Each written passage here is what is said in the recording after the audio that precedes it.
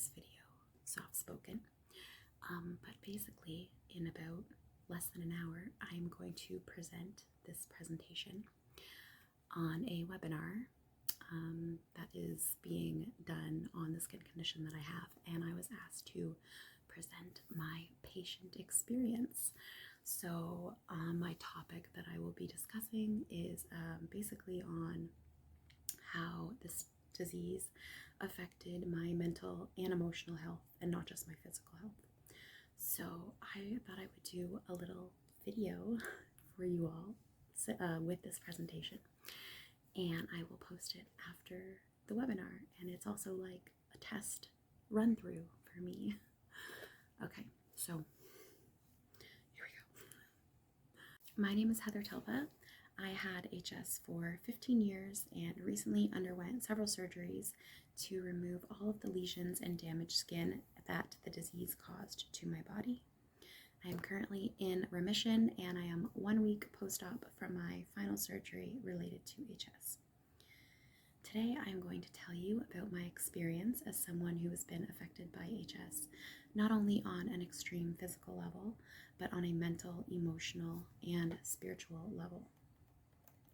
To give you a bit more background into who I am a writer, author, and have worked in the events industry for the last 12 years. My first HS bump appeared as a bright red lump on my inner thigh when I was 17 years old. I thought it might be an ingrown hair or a pimple, so I went to my small town family doctor, and he prescribed me a topical ointment, but no official diagnosis. It was 2004, and there was not really a lot known about HS at that time. Obviously, the cream did not work, and the boil persisted.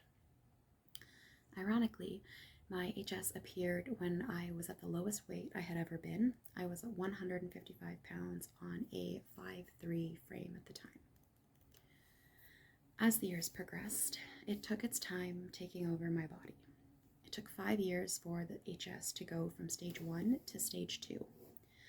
Around this time, I started looking up my symptoms on the internet, and I saw many results for a skin condition called Hidradenitis Suppurativa. I unofficially diagnosed myself with HS around the age of 22. In 2008, I moved to London, Ontario, and was on a wait list for 4 years until I was assigned a new family doctor by a provincial healthcare program called Healthcare Connect. By this point, the disease was manifesting as open wounds in the most intimate parts of my body. This new doctor accurately diagnosed me with stage 2 HS. Unfortunately, she offered me no solutions or treatment options other than to see a dietitian and lose weight. I did not feel any compassion or words of hope from this young doctor. Instead, the condition was blamed on the fact that I was overweight, and I left her office feeling defeated and hopeless. I felt so much shame about myself that I did not seek medical attention again for another 5 years. I thought that since I was overweight, it was my fault that I had it. It took another 3 years for the HS to progress into severe stage 3. It had reached the point of stage 3 where it had diseased and deformed most of the skin on my entire groin so badly that I could no longer ignore it, and I had to once again try and seek help from a medical professional. The reality of living with chronic pain every day was taking its toll on me in every way, and not just physically. Not only was it affecting my physical quality of life, but it was deeply affecting my mental and emotional health as well. I had boils and leaking open wounds under my breast, on my inner thighs, pubic bone, and my entire groin area, as well as my buttocks and both armpits. It felt like a modern-day version of leprosy. I had so much nerve damage on my pubic bone from years of intense itching and picking that I would experience frequent stabbing pains, and I just learned to live through the pain. As you can imagine, as a single woman in my late 20s, I was undergoing a type of inner turmoil that many people my age did not have to go through. All my friends were getting married and starting families. Meanwhile, my main goal upon waking every day was to just make it through the day. I remember dreading going to the bathroom, so much so that I would refuse to drink water all day so that I wouldn't have the urge to go. in the bathroom, I would have to come face to face with a part of myself that I had learned to hate and reject. To me, my groin was a constant reminder of how disgusting I was. I didn't want to face it. I wanted to bury it. It became what my new gynecologist would later describe as the most horrific case of HS she had ever seen. She ended up telling me about a birth control pill that had been found to help in some HS cases. She said she didn't think it would work for me because my case was so severe, but she started me on it just in case. She said that we had nothing to lose by trying it. For a long time, I acted as if nothing was wrong. I went through life with a smile on my face. I worked 2 jobs to support myself, even though most days it hurt to stand, sit, and even lay down, but I was not a quitter. I had my whole life ahead of me. I had hopes and dreams and beautiful visions for my future that were slowly slipping out of my grasp. I envisioned my future now as bleak, painful, uninspiring, and lonely. Because I had lost all of my hope for my life, my mind became a breeding ground for emotions like judgment, shame, and self-hate. In some of my lowest moments, all I could take comfort in was how freeing it felt to simply cry. It seemed to others that I wasn't in pain because they couldn't see what was underneath my clothes. But inside my mind, I was screaming for help. I reached a point where I was sick of hiding. I just wanted to be angry and to be allowed to feel that way. I believed that my painful experience with HS gave me a valid reason to be mad at the world. Most days I felt crippled by my life. I didn't know who I was when I looked in the mirror. I was deeply hurting, depressed, and in a despair so deep I didn't think I would ever find my way out. This disease took everything from me.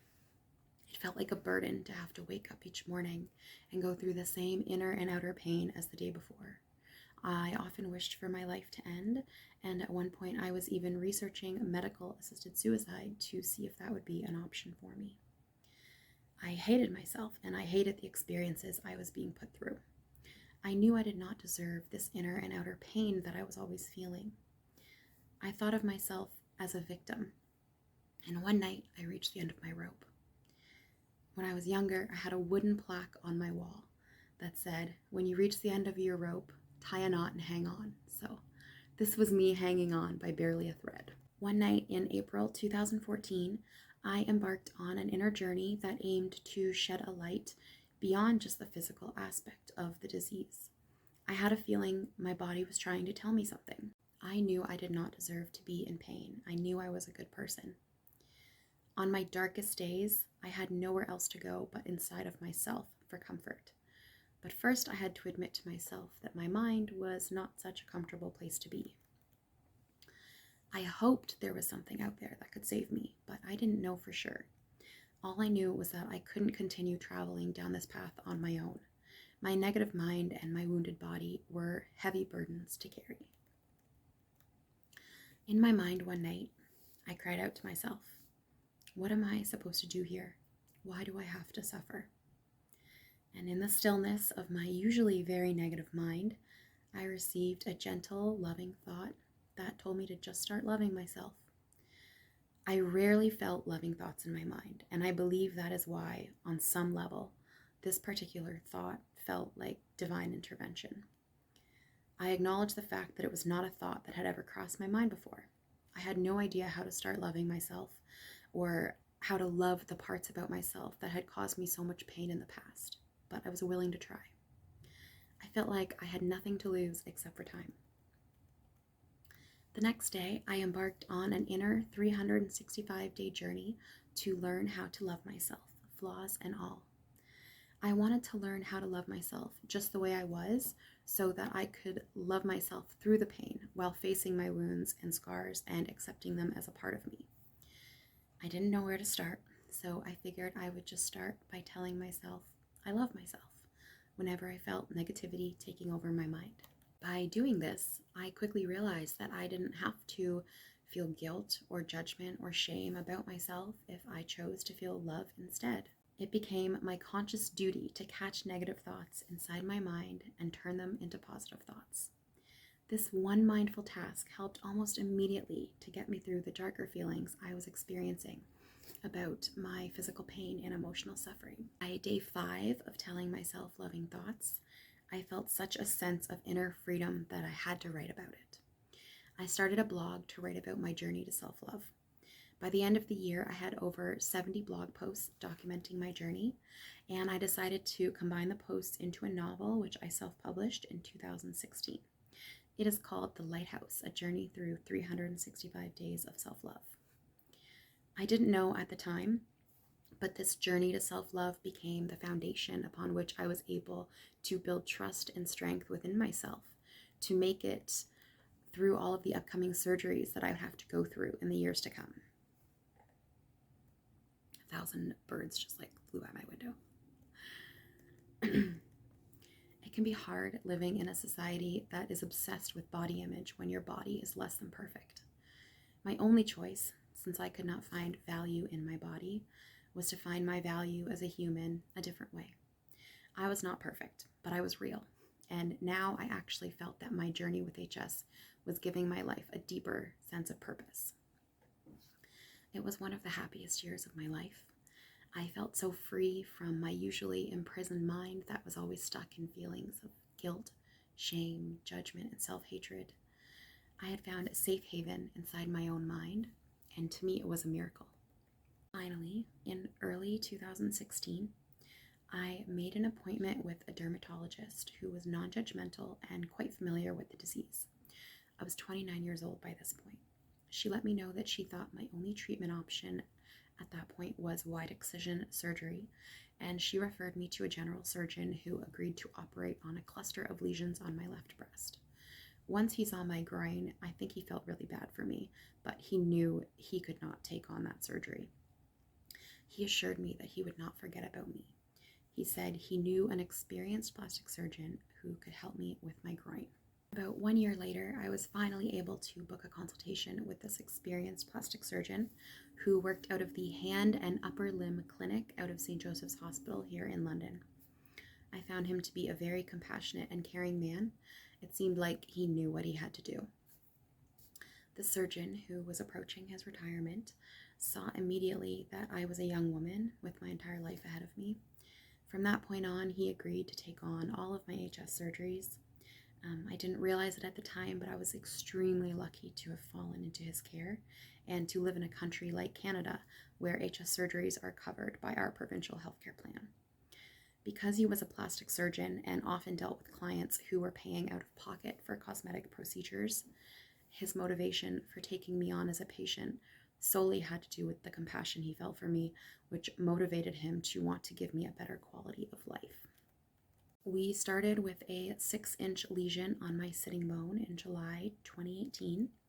The following summer in 2019, my surgeon excised my left armpit, which included removing my sweat glands and hair follicles so the HS would never return in that area.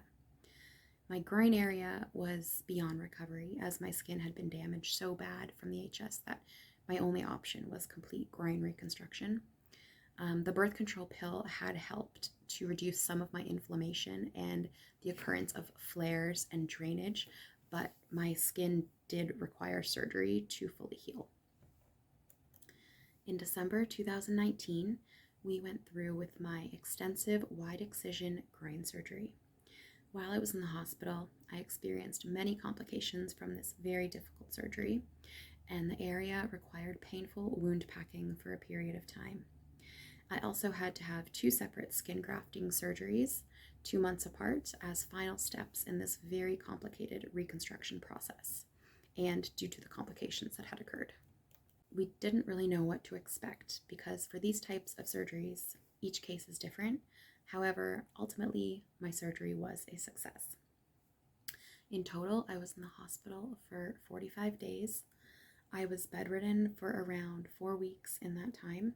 In those 45 days in hospital, I was sent to the operating room 8 to 10 times in a 30-day period. There were some days I'd have an operation scheduled for 2 days in a row because I had gotten 2 bad infections and they needed to clean the wound intensively, which would require me to be asleep. It was some of the hardest months of my life. But a year and a half later, I can say it was 100% worth it, and I would not change a thing about my journey because it has given me the strength to live my life with courage and grace. During my 6-week hospital stay, I had 30 to 40 different nurses who saw my wound and would ask me what happened. I explained to each of them what HS was. I would estimate that about 2/3 of the nurses who saw me had never heard of HS before. I was very happy to spread awareness about the disease, and it felt like my duty and purpose to do so, being in that situation. Many of them would tell me that they were so intrigued by my case that they took the time to read my entire patient file and even research more about HS. Finally, in June 2020, my right armpit was excised as well, with the sweat glands and hair follicles removed to match the left armpit. This past August 13, just over a week ago now, I had my final HS-related surgery to remove the last 2 lesions that had been missed during the original reconstruction. It simply would have been too much on my body. But HS is more than just a physical disease. It has the ability to wreak havoc on our mental, emotional, and spiritual processes. I have been there to the lowest of the lows, and I have grown in ways I never could have imagined. The most important thing for me to hold onto was hope, and by trusting in the power of my own mind to get me through my darkest days. HS had pushed me to the edge of my darkest emotions. It had me teetering on the brink of a very personal decision in the story of my life. Am I victim or am I hero? What I discovered would be my journey back to hope. Today, I wake up every day with a grateful heart for where I am on my journey. I am currently writing my second book, Telepathy Between Hearts, to delve deeper into my emotional past and my mental health struggle. I feel very passionate about sharing how my experience with HS affected my mental and emotional health. And if there's one thing I could tell any HS patient, it would be to consciously claim the power of your mind and your right to fill your mind with loving thoughts, no matter what your body looks like. Because if there's one thing I've learned, it's that tremendous hope can be found when we transcend our outer pain and inner fears about our life and surrender to the power of a higher purpose. Thank you. Thank you for watching Starlit Souls. I hope you enjoyed my story. Even though it might seem like it's sad, it got me to where I am today, and I am so grateful for the person that this experience has made me. So don't feel sad for me. Okay. Love and light.